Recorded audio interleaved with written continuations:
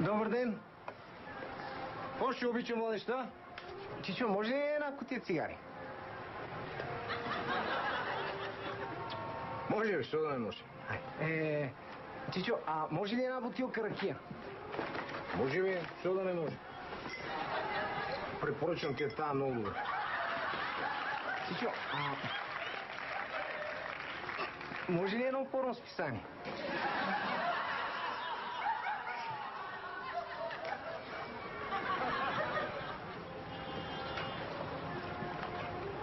Чичо, аз това го имам. Няма ли нещо ново? Това го нямаш. Жестоко! Тая от кога я търся? Чичо, и една кутия пиратки. Как пиратки, бе, моето момче? Ти на колко години си? На 9? Не може. Пиратките са забранени за деца. Чичо,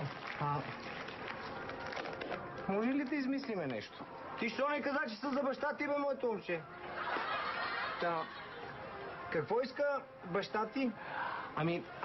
Тате иска една кутия пиратки. Показвам ти ги, за да виж, че имам. Не, че нямам. Пиратките са архаична концепция за посрещане на новогодишните празници. Това най-много пръщият ти откъснен. Ефект няма. Имам нещо по-като за теб.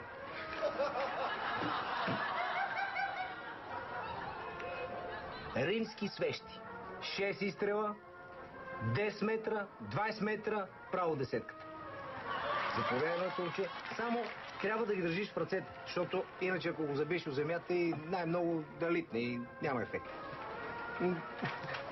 Това е като свещи за детски рожден ден за тортата, бе. Няма ли нещо по-сериозно? Ах ти! Харесваш ми! Печен си, а? Разбираш? Имам нещо като за тебе.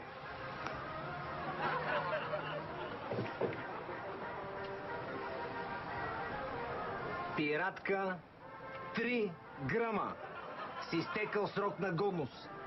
Китайска, фалшива.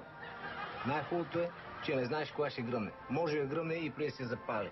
Това е за масово поражение. От тази влизаха най-много в Пирогов миналата година. Аз търся нещо такова, дето да цепи мрака. Нямаме ли? Прав си, моето момче. И един приятел недоволен. Купи на детето си такова и само виждате му изгори.